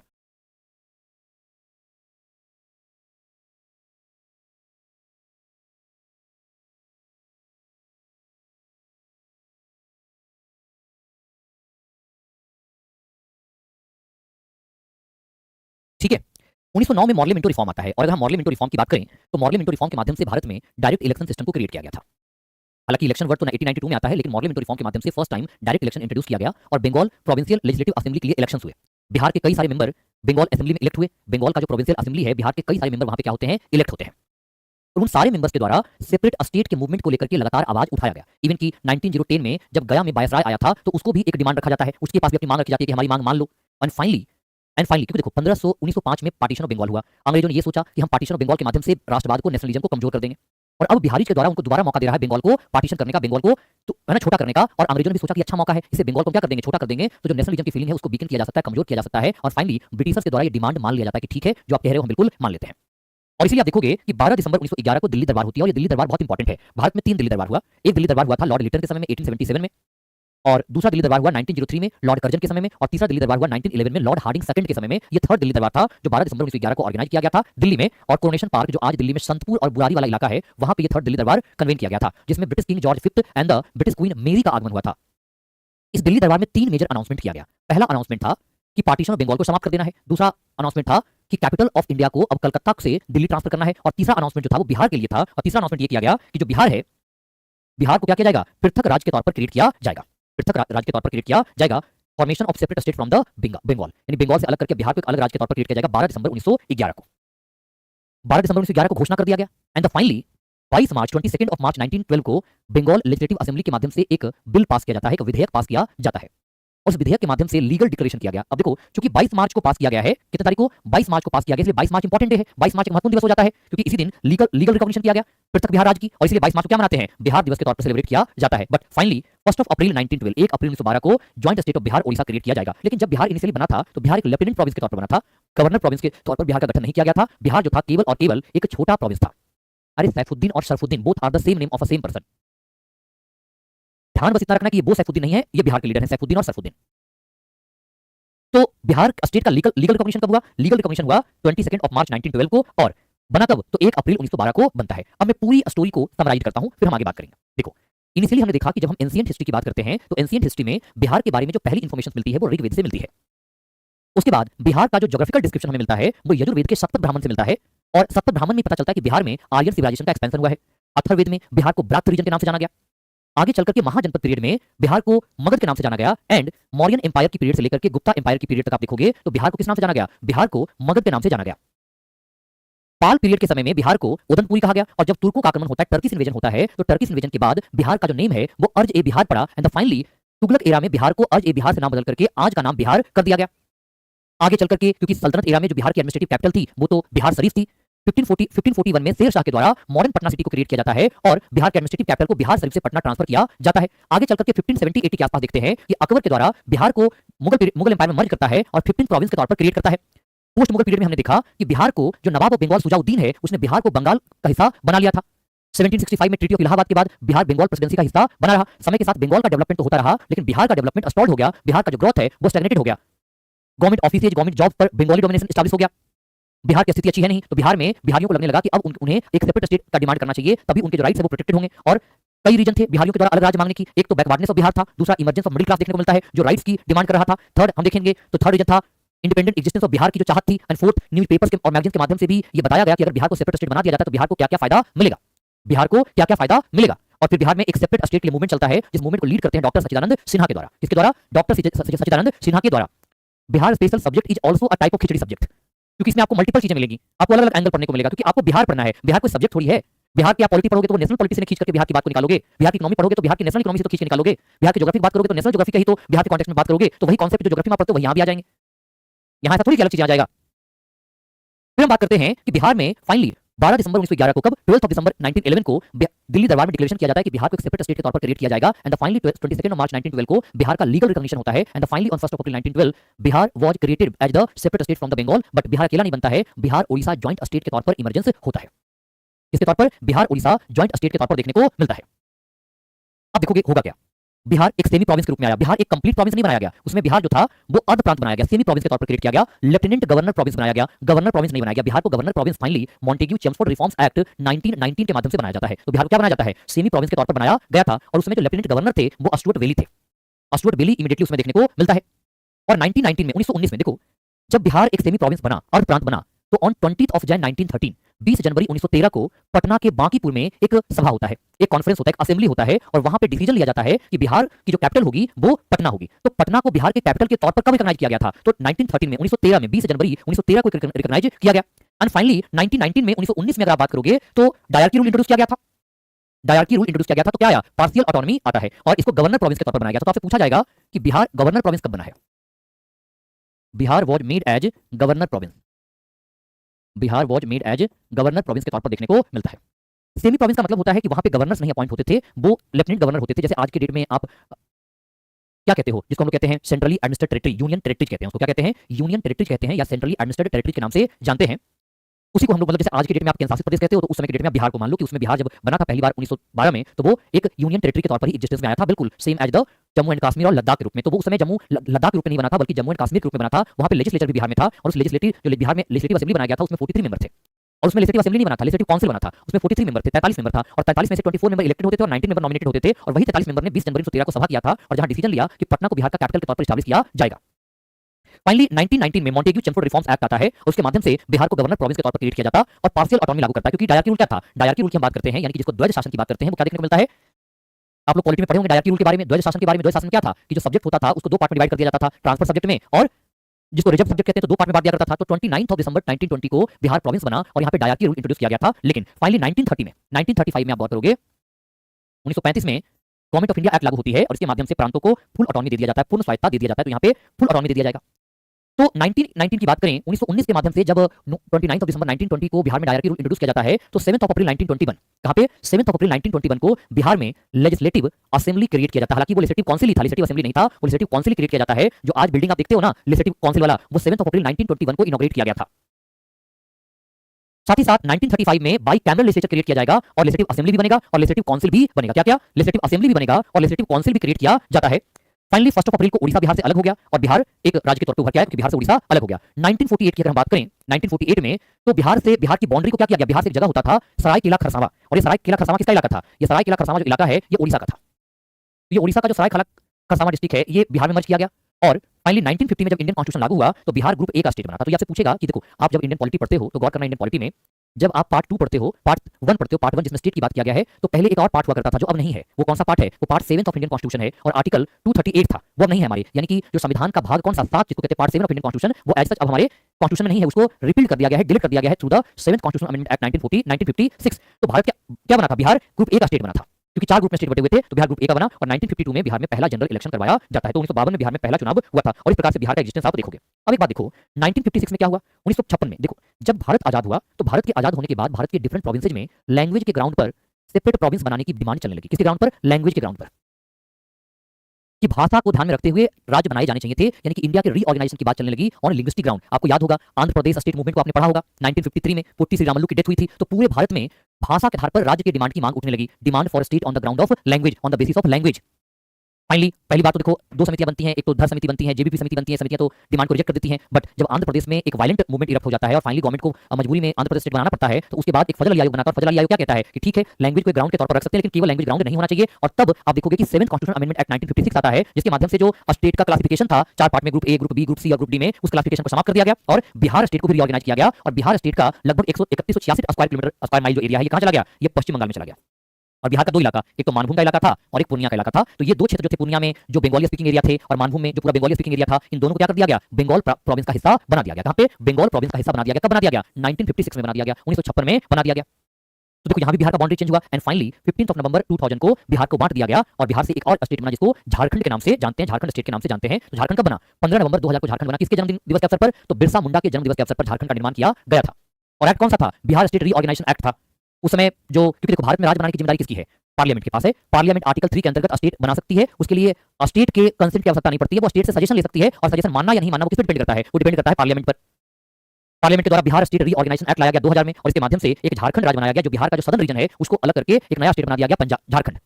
और आप गौर करोगे, नहीं नहीं, बिहार में जो पूर्णिया है वो आज भी बिहार में है। बिहार में जो पूर्णिया वो आज भी, जो पूर्णिया के केवल बंगाली स्पीकिंग एरिया थे उनको थोड़े से कुछ पार्ट को मर्ज किया गया था बंगाल में। बट अभी आज भी आप देखोगे ना कि किशनगंज इलाका में चले जाओगे, पूर्णिया में चले जाओगे, कटिहार में चले जाओगे, भागलपुर में चले जाओगे, तो ये बाउंड्री टच करता है। किसके साथ बाउंड्री टच करता है? ये बाउंड्री टच करता है आपको बंगाल के साथ। तो इसकी वजह से हालांकि भागलपुर तो टच नहीं करता है, लेकिन जो एक इन्फ्लुएंस तो देखने को मिलता ही है और बहुत सारे आपको बंगाली स्पीकिंग पीपल वहां पे देखने को मिल जाएंगे। तो फाइनली 2000 में बिहार राज्य से एक अलग राज्य बना और 1997 में बिहार की विधानसभा ने तो हामी भर दिया था कि हाँ ठीक है, कोई दिक्कत नहीं है, क्योंकि वो एक अलग ही पॉलिटिक्स चल रहा था। एक आप गौर करोगे, एक पार्टी थी झारखंड में, झारखंड मुक्ति मोर्चा, वो आज भी पार्टी एक्टिव है, शिबू सोरेन की पार्टी। और शिबू सोरेन का बेटा हेमंत सोरेन, जो कि अभी एट प्रेजेंट झारखंड के चीफ मिनिस्टर हैं, उसी झारखंड मुक्ति मोर्चा पार्टी के द्वारा झारखंड स्टेट की मूवमेंट को लीड किया गया था। और चूंकि लालू यादव के साथ उनकी अपनी बातचीत हो गई थी, तो बिहार लेजिस्लेटिव असेंबली ने 1997 में एक रेजोल्यूशन पास कर देता है कि ठीक है, हम सपोर्ट में है कि झारखंड का निर्माण होना चाहिए। और तब एक विधेयक लाया जाता है और उस विधेयक को 2 अगस्त 2000 को लोकसभा पास कर देता है, 11 अगस्त को राज्यसभा पास करता है, 25 अगस्त को प्रेसिडेंट का असेंट मिल जाता है, क्योंकि विधेयक को बिल को एक्ट बनने के लिए क्या चाहिए? पहले तो पार्लियामेंट के दोनों हाउस क्या करेंगे? पास करेंगे। और फिर 12 अक्टूबर को गैजेट नोटिफिकेशन में पब्लिश किया गया और फाइनली 15 नवंबर को इसको इन्फोर्स कर दिया गया। 15 नवंबर को बिहार से एक नया स्टेट बना जिसको हम झारखंड कहते हैं। और आप देखो कि बंटवारा जो हुआ था वो किस प्रकार का बंटवारा हुआ है, इस सीट को देखिए किस प्रकार का बंटवारा हुआ है। तो आप इस सीट के बंटवारा को देखोगे, सीट के बंटवारा को देखोगे तो पहले लैंड कितना था बिहार में? 100%। तो बिहार को कितना मिला? 54.15% बिहार को मिला। कितना? 54.15% लैंड बिहार को मिला। और 45.85% लैंड किसको मिला? झारखंड को। तो पूछा गया, ये सब सारे क्वेश्चन पूछे गए हैं कि झारखंड कितना प्रतिशत भूमि लेकर के अलग हो गया? झारखंड 45.85% भूमि लेकर के अलग हो गया। तो पहले टोटल एरिया कितना था? 1,73,877 स्क्वायर किलोमीटर। तो बिहार में एरिया कितना आया? 94,163, 94,163 स्क्वायर किलोमीटर। और झारखंड गया 79,714 स्क्वायर किलोमीटर। पहले बिहार में डिस्ट्रिक्ट कितने थे? टोटल डिस्ट्रिक्ट थे 55। टोटल कितने डिस्ट्रिक्ट थे? टोटल डिस्ट्रिक्ट थे 55, जिसमें 37 आप देखोगे तो 37 बिहार में डिस्ट्रिक्ट आए और झारखंड में कितना डिस्ट्रिक्ट आया? 18। अब बिहार में एक और डिस्ट्रिक्ट बना है बाद में, अगस्त 2001 में एक नया स्टेट हुआ, यहाँ पे जहानाबाद से अरवल का हुआ है, अरवल डिस्ट्रिक्ट बना है। तो अरवल डिस्ट्रिक्ट पहले नहीं था। अरवल डिस्ट्रिक्ट कैसे बनाया गया? तो अरवल डिस्ट्रिक्ट जो बनाया गया है by bifurcation of Jehanabad, by bifurcation of Jehanabad. तो जहानाबाद को बाइफर्केट करके अरवल एक डिस्ट्रिक्ट बनाया गया। तब आज के डेट में बिहार में 38 डिस्ट्रिक्ट है, लेकिन जब बिहार से झारखंड अलग हुआ था तो बिहार में 37 डिस्ट्रिक्ट मिले थे और झारखंड में 18। बिहार की कैपिटल पटना रह गई थी और झारखंड की रांची हो गई थी। दूसरा पॉपुलेशन की बात करोगे तो 100% पॉपुलेशन था, लेकिन बिहार को पॉपुलेशन मिला 75% के आसपास, 74.65%, और झारखंड में पॉपुलेशन कितना गया? 25.3%। तो अब देखो बंटवारा पता नहीं लोगों ने कैसे किया कि बिहार को आप गौर करोगे कि बिहार को पॉपुलेशन ज्यादा मिल गया और इसको पॉपुलेशन केवल 25.35% मिला, केवल ट्राइबल एरिया वाला जो पॉपुलेशन है वो वहां पे चला गया। और आप मिनरल रिसोर्स को देखोगे तो 100% में बिहार को केवल 4% मिनरल मिला और 96% मिनरल कहां चला गया? झारखंड में। 96% मिनरल झारखंड चला गया और बिहार को केवल 4% मिनरल ही मिला। इंडस्ट्री भी देखोगे तो बिहार में केवल 3% इंडस्ट्री बचा, 97% इंडस्ट्री कहां चला गया? झारखंड में। इवन क्या फॉरेस्ट एरिया को देखोगे तो 21% फॉरेस्ट एरिया बिहार में बचा, 79% कहां चला गया? झारखंड में। तो जो डिवीजन है, जो रिसोर्स है वो झारखंड को ज्यादा मिला, लेकिन पॉपुलेशन जो है वो झारखंड को कम मिला। और कहा जाता है कि ये जो डिवीजन है, डिवीजन ऑफ बिहार, ये बिहार के लिए एक मेजर ब्लो था। बिहार की जो यहाँ से बिहार के लिए ट्रेजेडी स्टार्ट होती है वो ट्रेजेडी आज भी बनी हुई है। स्टिल बिहार स्ट्रगल कर रहा है, बहुत सारे प्रॉब्लम बिहार फेस कर रहा है, क्योंकि हमारे बिहार में मिनरल्स बचा ही नहीं। हमारे बिहार में जो स्टेट है, स्टेट में फॉरेस्ट में जो रिसोर्स है वो भी नहीं बचा। इवन की जो हाइड्रो इलेक्ट्रिक प्रोजेक्ट है वो भी उसका मेजर पार्ट कहां चला गया? झारखंड में। तो hydro electric power generation capacity का भी एक बड़ा हिस्सा झारखंड चला गया। तो एज सच बिहार में रिसोर्स की बात करें तो नहीं कुछ बचा, बट पॉपुलेशन क्या जो है, पॉपुलेशन कितना बचा? 74.65% पॉपुलेशन बिहार में बच गया था। तो पॉपुलेशन ज्यादा और संसाधन कम, तो बिहार क्या हो गया? गरीब हो गया।